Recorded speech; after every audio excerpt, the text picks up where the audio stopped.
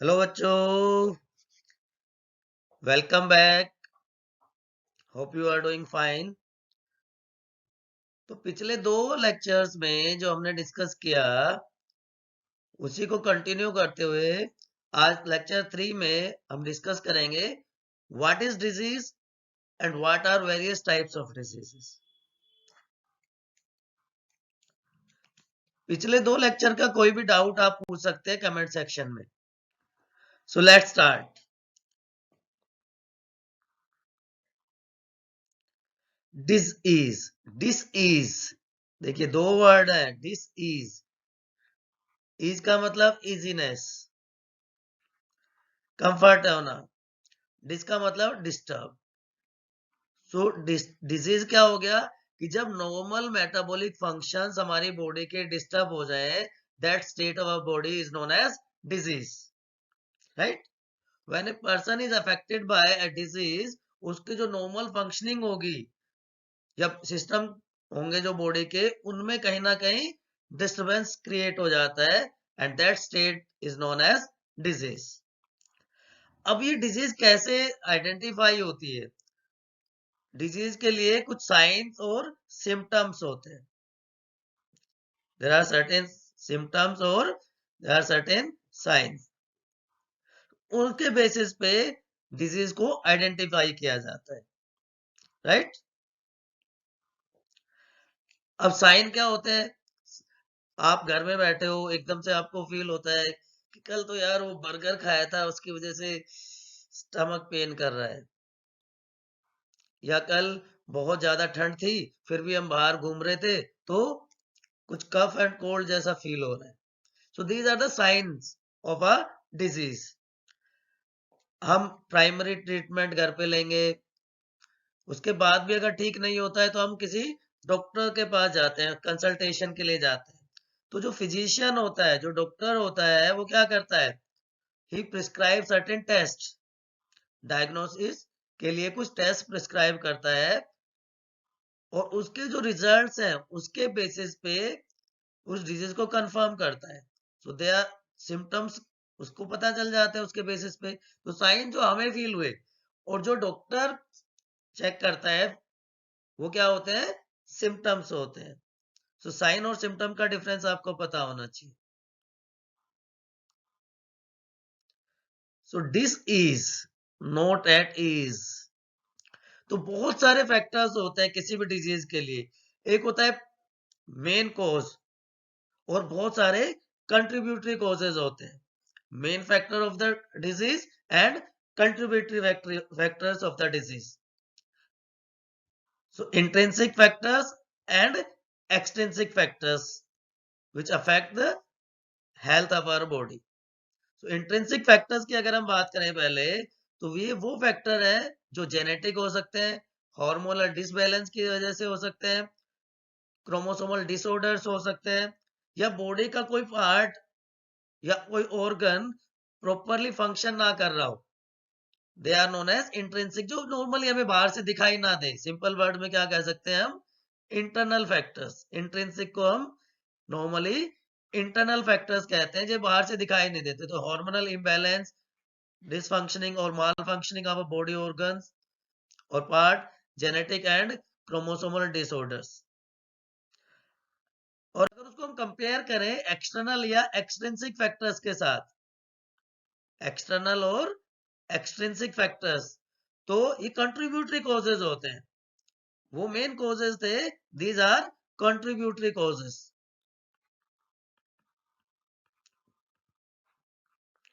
जैसे एनवायरमेंटल या सराउंडिंग का पोल्यूशन हो गया, डिजीज जो पैथोजेंस की वजह से होती है, unbalance unhygienic food and our lifestyle, it also contributes to a disease.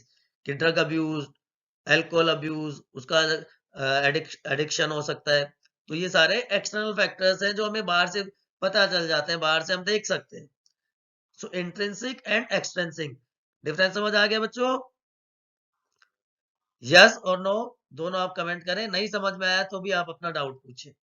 Sign और सिम्टम, साइन जो हम पर्सनली फील करते हैं, हमारी बॉडी फील करती है, और सिम्टम्स जब हम डॉक्टर के पास जाते हैं कंसल्टेशन के लिए, डायग्नोसिस के बाद वो जो रिजल्ट्स आते हैं सिम्टम्स, उसको कहते हैं। अब डिजीज कितने टाइप की होती है? ये वो टाइप है कि कितने एरिया में, कितने लेवल में स्प्रेड कर रही है। और अब तो ये सबको अच्छे से समझ में आ रहा होगा, कोरोना कोरोना कोरोना, कोरोना की वजह से सबको समझ में आ रहा है। तो देखिए एंडेमिक डिजीज क्या होती है कि एक पर्टिकुलर लोकेलिटी, एक पर्टिकुलर सोसाइटी, एक पर्टिकुलर एरिया में जब कोई डिजीज स्प्रेड करती है तो क्या कहलाती है? एंडेमिक। स्मॉलर एरिया तो क्या हो गई? एंडेमिक। जैसे इन्फ्लुएंजा हो गया, फ्लू हो गया। एपिडेमिक थोड़ा सा एरिया बढ़ जाता है, एक एरिया से दूसरे एरिया में, एक विलेज से दूसरे विलेज में, सिटीज में, या एक पर्टिकुलर कंट्री में जब वो स्प्रेड हो जाए, then it is known as epidemic. Either many localities, cities और कंट्री। जापानीज एंसेफेलाइटिस, जिसको हम दिमागी बुखार भी कहते हैं, अगर हमारे देश की बात करें तो कई कई स्टेट्स में ये स्प्रेड होता है, जैसे यूपी हो गया, बिहार हो गया। तो ये जब कई सारे स्टेट्स में स्प्रेड होता है, then it is known as epidemic. और जब कोई बीमारी पूरी दुनिया में स्प्रेड हो, then it is known as pandemic. और कोरोना से बेस्ट एग्जांपल कोई नहीं हो सकता, कोई नहीं हो सकता कोरोना। और अब तो क्या हो गया? Mutant form Omicron. तो corona, Omicron, they are pandemics. पूरा पूरा विश्व, पूरा वर्ल्ड, पूरी दुनिया इससे अफेक्टेड है बच्चों।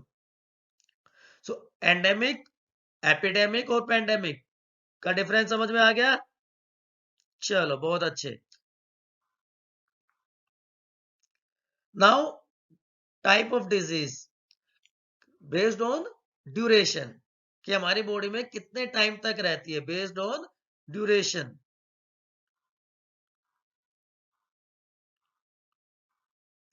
तो उसके बेसिस पे डिजीजेस दो टाइप की होती है, एक्यूट एंड क्रोनिक। कि अगर छोटे टाइम तक, बहुत शॉर्ट ड्यूरेशन के लिए हमारी बॉडी में कोई डिजीज रहती है जिसकी इंटेंसिटी सीवियर हो, then it is known as acute disease. जिस सबसे कॉमन एग्जांपल कॉमन कोल्ड है, फूड पॉइजनिंग है। तो इसमें हेल्थ पे बहुत बहुत सीरियस इफेक्ट नहीं पड़ता है,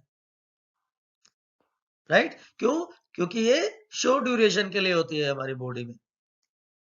बट अगर इसको ट्रीट ना किया जाए, if it is not treated well, हम इसको टालते रहेंगे, अरे कॉमन कोल्ड है, कुछ नहीं होता है, कुछ नहीं होता है, देन अगर ये लंबे टाइम तक हमारी बॉडी में रह जाए तो सीवियरिटी थोड़ी सी कम हो जाएगी क्योंकि ड्यूरेशन बढ़ गया, but it has drastic effect on our body. Serious effect होता है हमारी बॉडी पे।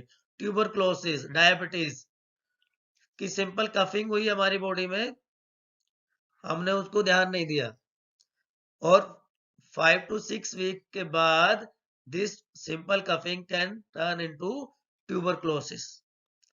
तो अगर हम एक्यूट लेवल पे ही उसको ट्रीट कर दे तो ये सीरियस कंडीशन नहीं आती, क्रोनिक नहीं होती कोई भी डिजीज, राइट? लाइकवाइज एड्स के लिए है, अगर इनिशियल सिम्टम्स हो और उसी टाइम टेस्ट करवा लिया जाए तो हम इसको काफी हद तक कंट्रोल कर सकते हैं। डायबिटीज के साथ भी ऐसा ही है बच्चों, ठीक है? तो अक्यूट और क्रोनिक ये किसके बेसिस पे है? बेस्ड ऑन ड्यूरेशन, कितने टाइम रही है हमारे शरीर में वो बीमारी। तो कफ और कोल्ड, देखिए बच्चा स्नीज कर रहा है, तो इसका कोई क्योर नहीं है। कॉमन कोल्ड का कोई क्योर नहीं है, क्योंकि एक एक किसी एक पॉजिटिव ऑर्गेनिज्म से नहीं होता ये। कॉमन कोल्ड का वायरस होता है, its group of viruses, right? तो कॉमन सिम्टम्स क्या आ जाते हैं एकदम से? फीवर हो जाता है, स्वेटिंग हो सकती है हमारी बॉडी में, टायर्डनेस हो सकती है। तो ये सिम्टम्स इजीली विजिबल है। जबकि क्रोनिक डिजीज अभी हमने देखा था कि लॉन्ग टाइम तक रहती है, this is classical example of A chronic disease elephantiasis, जिसको एलिफेंट्स फुट भी कहते हैं। जो लिम्फ नोड्स है वो ब्लॉक हो जाती हैं and it causes swelling in the limbs. बहुत सीरियस कंडीशन होती है, person is not able to even walk properly and they have drastic effect on our health. Now type of diseases based on whether they are by birth or occur during lifetime of individual. Congenital by birth, ये genetic होती है। Inborn diseases, सो genetic और chromosomal disorder की वजह से जो होंगी, haemophilia, colour blindness. Syndromes की बात करें तो Klinefelter syndrome, Turner syndrome, Down syndrome. आपने देखा होगा ना डाउन सिंड्रोम, आपने हो सकता है अपने आसपास भी कोई बच्चा देखा होगा। मून फेस, एकदम राउंड फेस होता है, मून फेस। मोंगोलॉइड जैसे होते थे उनके जैसा फेस होता है, मेंटली रिटार्डेड होते हैं इस तरह के बच्चे। और ये होता क्यों है?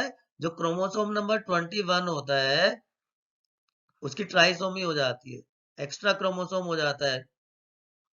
सो नॉर्मल 45 की जगह बॉडी में, सॉरी 46 की जगह 47 क्रोमोसोम्स हो जाते हैं। So trisomy of chromosome number 21 causes Down syndrome. तो ये सिंड्रोम्स भी जेनेटिक या कंजेनाइटल या बाय बर्थ डिफेक्ट्स होते हैं, डिजीजेस होती है। एक्वायर्ड डिजीज हम अपनी लाइफस्टाइल की वजह से, किसी हमारे न्यूट्रिएंट की डेफिशिएंसी की वजह से, पैथोजेंस की वजह से जो डिजीज होती है, they are known as acquired diseases, जो हम अपनी लाइफ टाइम में गेन करते हैं। Pathogens, deficiency, right. So congenital genetic हो गई, ये एक्वायर्ड हमारी लाइफ टाइम में आई। अब एक्वायर्ड डिजीजेस दो टाइप के हो सकते हैं, कम्युनिकेबल और नॉन कम्युनिकेबल, कि जो एक इंसान से दूसरे इंसान में स्प्रेड हो। कम्युनिकेबल में क्या आ गया? We spread from infected person to healthy person, infected to healthy person, they are known as communicable disease. लेकिन नॉन कम्युनिकेबल डिजीज जो होती है वो स्प्रेड नहीं होती, दे डू नॉट स्प्रेड। जैसे किसी को कैंसर है, हार्ट डिजीज है, डायबिटीज है, ये डिजीज स्प्रेड नहीं होती। लेकिन अगर टाइफॉइड है, एड्स है, कोलेरा है, ये स्प्रेड होती है। So communicable diseases need vectors. उनको किसकी जरूरत पड़ती है? वेक्टर्स की जरूरत पड़ती है बेटा, और जिनको हम इन्फेक्टियस एजेंट्स भी कहते हैं। सो इन्फेक्शियस एजेंट्स और वेक्टर की हेल्प से जो डिजीज स्प्रेड होती है, they are known as communicable disease. और जो कन्फाइंड रहती है पेशेंट तक, confined to affected person only, they are known as non communicable disease. तो आपको डिफरेंस समझ आ गया होगा। कैंसर आप याद रखें नॉन कम्युनिकेबल है, डायबिटीज नॉन कम्युनिकेबल है, लेकिन एड्स जो है, टाइफाइड, ये सारी कम्युनिकेबल डिजीज है। कोजेस क्या होते हैं? अभी हमने देखा जेनेटिक डिसऑर्डर्स। जेनेटिक डिसऑर्डर्स में क्या आ जाता है हमारा? कौन सी हो गई है? Congenital. Well functioning of body, congenital. लेकिन पैथोजेंस की वजह से हुई तो एक्वायर्ड। पुअर हेल्थ की वजह से हुई तो एक्वायर्ड। एनवायरमेंटल कंडीशंस की वजह से भी एक्वायर्ड। तो these are various causes of disease, जो ऑलरेडी हमने अभी डिस्कस किए। जेनेटिक डिसऑर्डर्स हो सकते हैं, malfunctioning of the body part, अगर प्रॉपर डाइट, बैलेंस डाइट नहीं लेते या हमारी लाइफस्टाइल हेल्दी नहीं है तो भी एक्वायर्ड डिजीज हो सकती है। पैथोजेंस की वजह से तो कॉमनली होती है, वो आगे हम डिस्कस करेंगे। So in next class, next lecture, we'll discuss causes of disease, कि कम्युनिकेबल डिजीज किस वजह से होती है, कैसे वो स्प्रेड होती है, वेक्टर्स क्या क्या है या इन्फेक्टियस एजेंट्स कौन कौन से हैं। Again, I am telling you, regarding any doubt from the previous lectures or from this lecture, you can comment, revise well. Till then, stay healthy, stay safe. Good luck.